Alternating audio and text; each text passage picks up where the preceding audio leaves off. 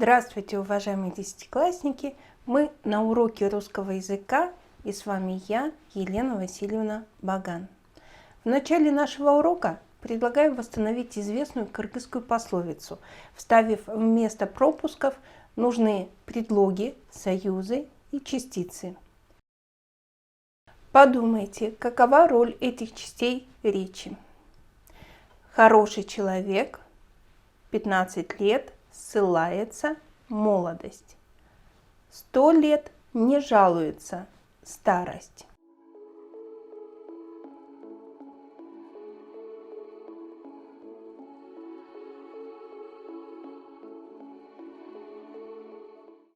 Проверим, что получилось.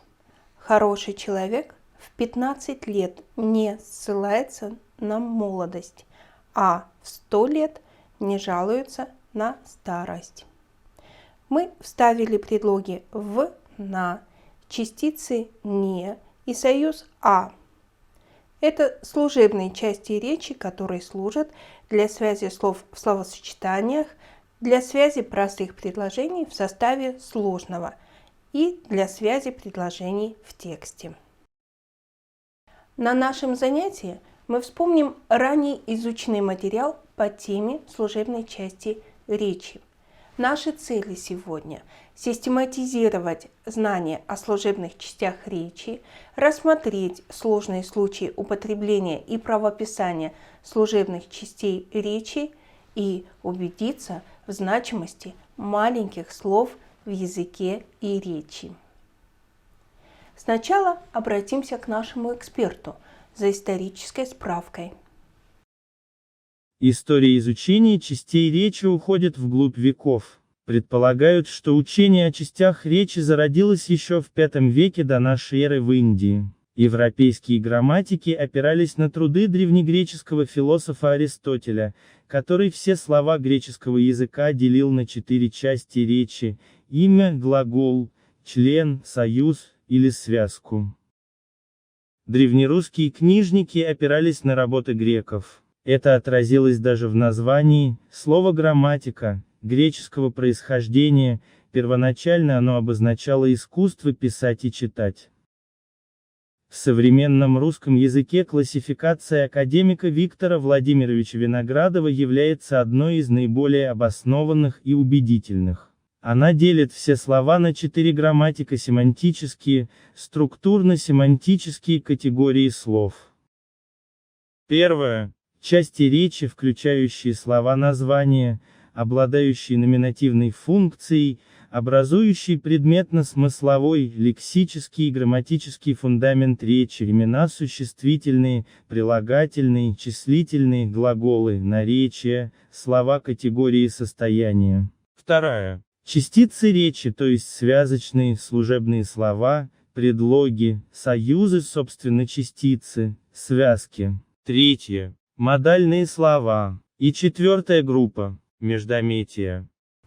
Итак, служебные части речи употребляются только с самостоятельными частями речи, не являются членами предложения и не изменяются. К ним относим предлог, союз и частицу. Вспомним, что мы знаем о предлоге. Предлог – это служебная часть речи, которая выражает зависимость одних слов от других в словосочетании или в предложении. Предлоги могут выражать разные смысловые отношения. Пространственные, например, писать в Бишкек, писать в классе. Временные – прийти под утро. Причинные отношения – баловаться от скуки. Целевые отношения, например, приехать за покупками. Объектные, пример, рассказать о спектакле. По образованию предлоги могут быть производными и непроизводными. Производные предлоги образуются от слов самостоятельных частей речи. Непроизводные предлоги не связаны по происхождению с другими частями речи. По составу предлоги могут быть простые, сложные и составные. Простые предлоги состоят из одного слова, сложные – из двух простых, соединенных дефисом, и составные предлоги состоят из нескольких слов. Правописание предлогов.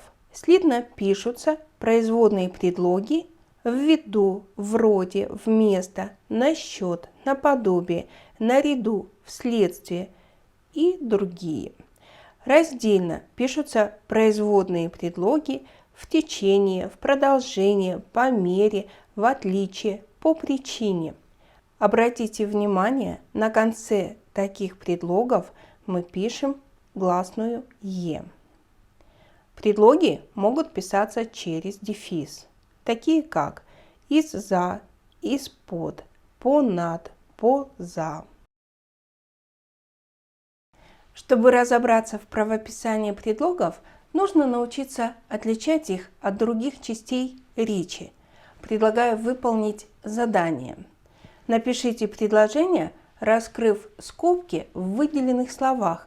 В каком случае написание будет слитным, а в каком раздельным? Почему? Итак, перед нами фразы. Испортиться вследствие перегрева. Не вмешиваться вследствие.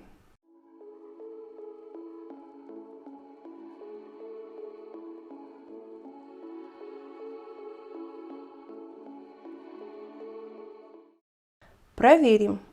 Испортиться вследствие перегрева. Вследствие – это предлог, который пишется слитно. Не вмешиваться вследствие. В данном случае следствие – это существительное с предлогом «в». Пишем раздельно. Как различить, где предлог, а где существительное? Предлог можно заменить другим предлогом, в нашем случае «из-за». А если мы говорим «не вмешиваться в следствие», то имеется в виду вход следствия. Предлог входит в вопрос «испортиться вследствие чего?» Вследствие перегрева. Существительное в вопрос не входит. Вмешиваться во что? В следствие. Наконец, мы можем представить себе, как кто-то не вмешивается в следствие. В случае с предлогом мы ничего такого представить не можем. Обратите внимание на другие примеры написания имен существительных и предлогов.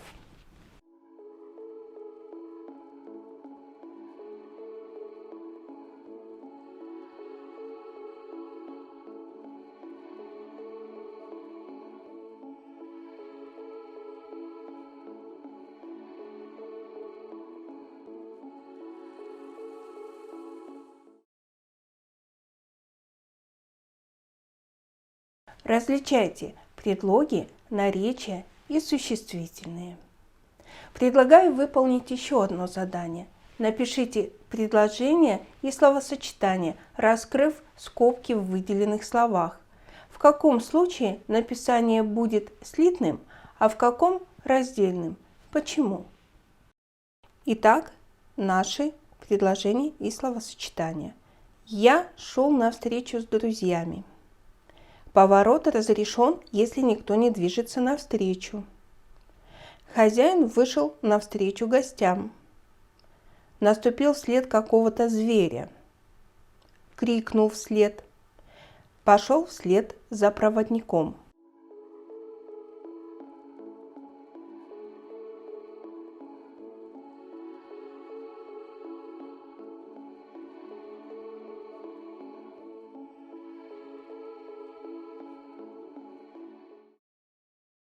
Проверим. Я шел навстречу с друзьями. В данном случае навстречу, встречу является существительным. Можно задать падежный вопрос. На что? Подобрать определение, долгожданную, запланированную и так далее. Следующее предложение. Поворот разрешен, если никто не движется навстречу. В данном случае навстречу является наречием и пишется слитно. Нельзя задать падежный вопрос и подобрать определение. Вопрос задаем наречие. Движется как? Навстречу. Следующее предложение. Хозяин вышел навстречу гостям. В данном случае навстречу это предлог. Он включается в падежный вопрос. Хозяин вышел навстречу кому? Навстречу гостям. Еще предложение. Наступил вслед какого-то зверя. В данном случае след является существительным. Крикнул вслед. В данном случае вслед является наречием. Задаем вопрос. Крикнул как? Вслед. Пошел вслед за проводником. В этом словосочетании вслед также является предлогом. Пошел вслед за кем? За проводником. Союзы – это служебные слова, которые связывают между собой однородные члены предложения, части сложного предложения или предложения в тексте. Дословно союз означает «связывающий». Слово заимствовано из старославянского языка, где было образовано с помощью приставки «с» от «уз». Буквально путы, узы, союз, общество. По частоте употребления союз занимает 7-е место после существительного, глагола, местоимения, предлога, прилагательного и наречия. Союзы по значению, то есть по характеру синтаксических отношений, выражаемых ими, делятся на сочинительные и подчинительные. По строению могут быть простыми, пишущимися без пробелов, такие как «а», «ибо», «но» и так далее. Составными, те, которые пишутся с одним или несколькими пробелами, так как, в то время как. Разновидностями составных союзов являются двойные союзы, части которых расположены дистантно с обязательной или необязательной второй частью. И повторяющиеся, то есть такие составные двойные, которые состоят из одинаковых частей. Ни, то или. Правописание союзов. Сложные союзы, потому что, так как, так что, для того, чтобы, тогда как и другие пишутся раздельно. Союзы тоже, также, чтобы, зато, причем, притом, многие другие пишутся слитно, но их следует отличать от сочетаний слов тоже, также, чтобы, зато, причем, притом и тому подобное. Например, союзы тоже и также синонимичны союзу и. Приведем пример. Мы тоже решили пойти в парк. Союз тоже можно заменить союзом и. И мы решили пойти в парк. В сочетаниях слов то, же, то есть местоимение с частицей, частицу же можно опустить или вставить в местоимение самое. Например, ему нужно сделать то же, что он делал в прошлый раз. Или ему нужно сделать то, что он делал в прошлый раз. Или ему нужно сделать то же самое, что он делал в прошлый раз. В сочетаниях слов также, где есть наречие с частицей, частицу «же» можно опустить. Например, мы решили поступить так же, как они. Мы решили поступить так, как они. Союз «чтобы» имеет значение цели. Например, закрою окно с какой целью? Чтобы не было сквозняка. Союз «чтобы» следует отличать от сочетания местоимения «что» с частицей «бы». Например, я долго думала, чтобы такого подарить Гуляим. Частицу можно переставить в другое место. Сравните. Я долго думала, что такого подарить бы Гуляим. Союзы «причем» и «притом» следует отличать от сочетаний «причем» и «притом» предлога с местоимением. Союзы имеют присоединительное значение и или значение в добавлении к этому. Например, мы были на премьере, причем, то есть в добавлении к этому, пьеса нам очень понравилась. Сочетание «причем» часто употребляется в вопросительных предложениях. Например, «При чем тут ваши замечания?»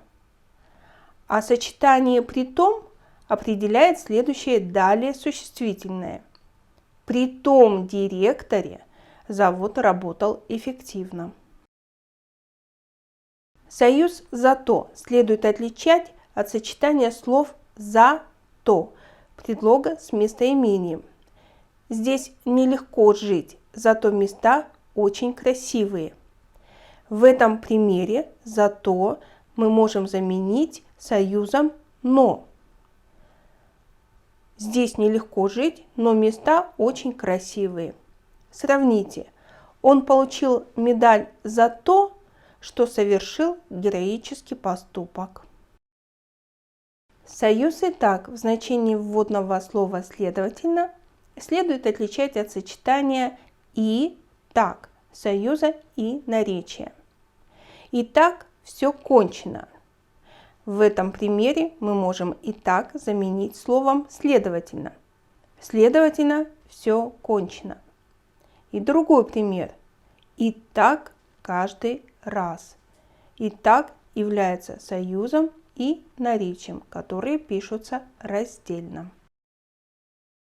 Закрепим наши знания. Выполним небольшое упражнение. Прочитайте текст, выберите верный вариант написания выделенных слов.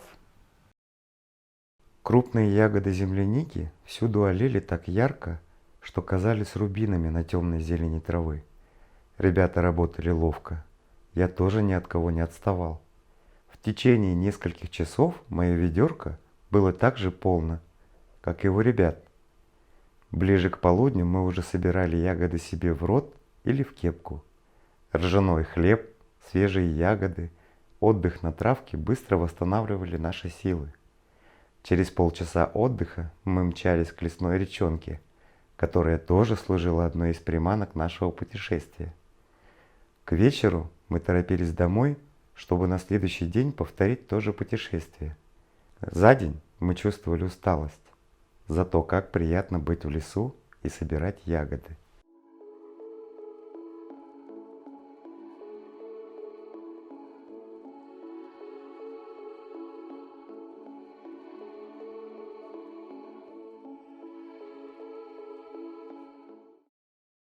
Проверим.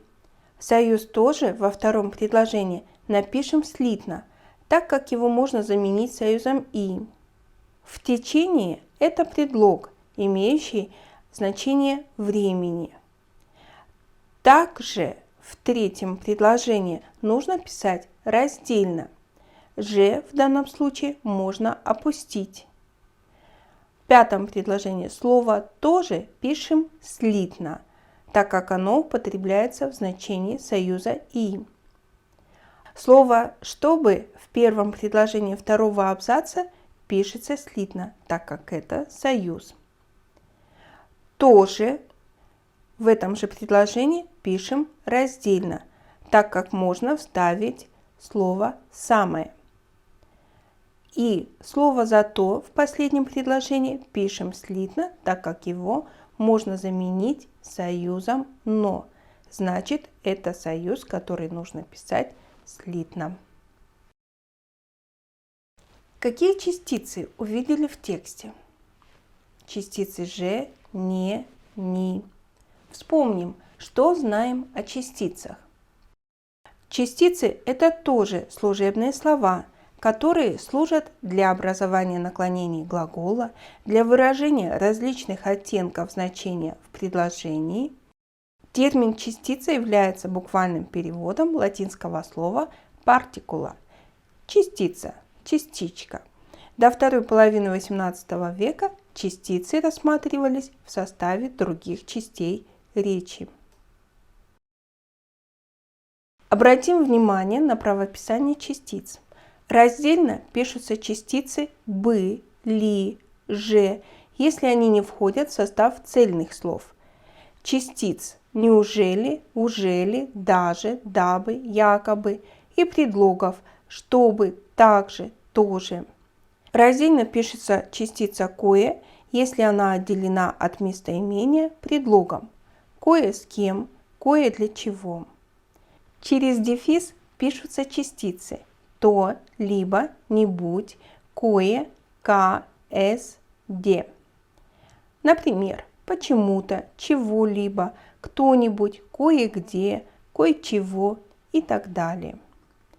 Частица «таки» пишется тоже через дефис, если стоит после глаголов и наречий. Приехал таки, но таки пригласил, в данном случае дефис не пишем. Частицы также необходимо отличать от других частей речи и морфем.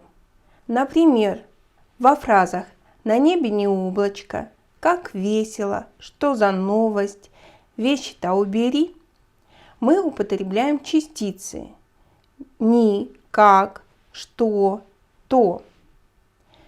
Эти же слова могут быть другими частями речи и морфемами, например, союзом «ни друг, ни враг» или приставкой «ничто, нигде».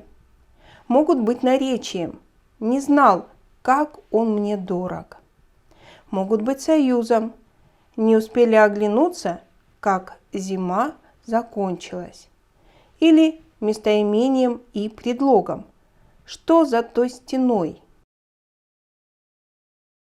В качестве домашнего задания предлагаю поиграть на сайте Learning Apps.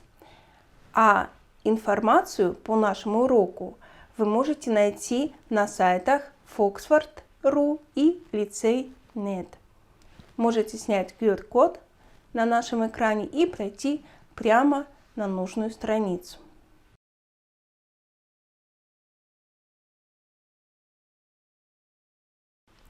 Служебные части речи играют очень важную роль в русском языке. Они наряду со знаменательными частями речи помогают пишущему передавать свои мысли и отношения к сообщаемому. Прав был известный лингвист Игорь Григорьевич Милославский, утверждая, что отношение пишущего к сообщаемому часто может выражаться с помощью маленьких слов, которые принято считать служебными, частиц и союзов. Пусть и в вашей речи эти маленькие слова станут большими помощниками, придавая ей выразительность, яркость и глубину. А я прощаюсь с вами. До новых встреч. Спасибо за внимание.